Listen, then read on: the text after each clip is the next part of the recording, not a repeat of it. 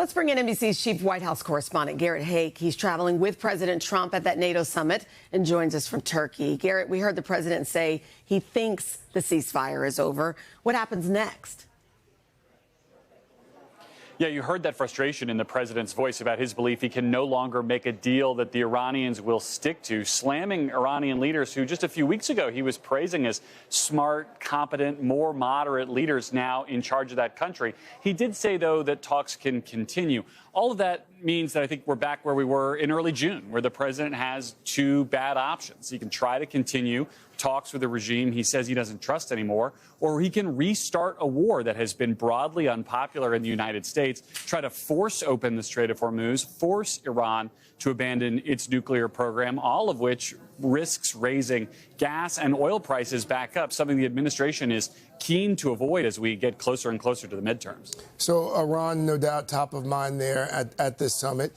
The war in Ukraine, the Russian war in Ukraine, that's now dragged on for more than 4 years.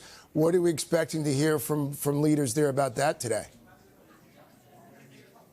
Yeah, in a lot of ways, Ukraine was supposed to be the centerpiece of this summit. It is still a major portion of it. And in fact, the president will meet with President Zelenskyy later this morning. They are expected to talk about expanding sanctions against Russia. And Zelenskyy will likely press the president to try to deliver more air defense systems and deliver them more quickly to Ukraine. It's something he's been saying for weeks that he desperately needs. I've been talking to European defense officials on the sidelines of this conference. They obviously see Ukraine as the much more urgent issue. It's the issue on their doorsteps. They've been fairly optimistic that this new set of hostilities with Iran won't derail that focus from Ukraine, which they think is at a pivotal moment right now where they may be starting to actually turn the tide against Russia.